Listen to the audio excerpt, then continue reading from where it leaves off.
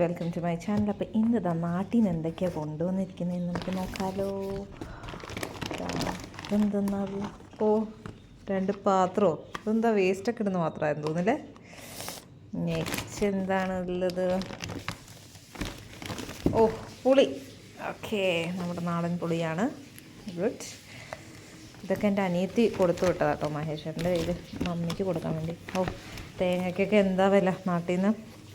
അവരുടെ പറമ്പിൽ തന്നെ ഉണ്ടായതാണ്. അപ്പോൾ അങ്ങനൊരു 10 തേങ്ങ കൊടുത്തു വിട്ടിട്ടുണ്ട്. ഇതെന്നാ സാധനം? ദൈവമേ,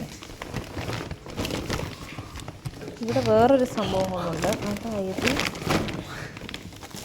ദിസ് ഇസ് ചിരവ ഗൈസ്.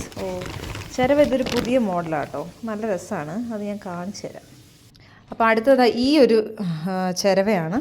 അപ്പോൾ ഇത് വന്നിട്ട് നമുക്ക് നമ്മുടെ സ്ലാബിലൊക്കെ ഗ്യാപ്പ് ഉണ്ടെങ്കിൽ ആ ഗ്യാപ്പിലേക്ക് കയറ്റി വെച്ചിട്ട് നമുക്ക് ചിരവുന്നതാണ്.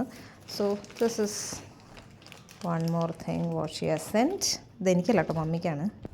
പിന്നെ അവളുടെ പറമ്പിലുണ്ടായ നമ്മുടെ നല്ല മൂവാണ്ടം മാങ്ങയാണ് ഗൈസ്.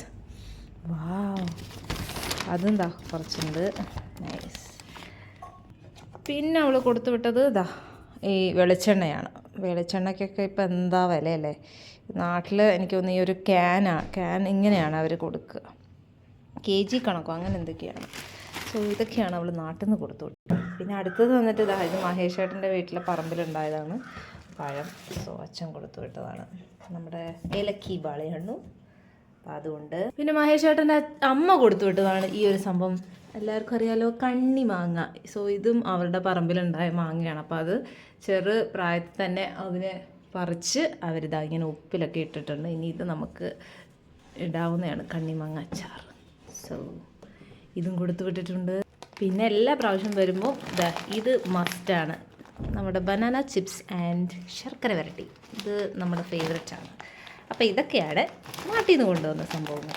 അപ്പോൾ വീണ്ടും അടുത്തൊരു വ്ളോഗുമായി കാണുന്നവരെ ബൈ ആൻഡ് ടേക്ക് കെയർ.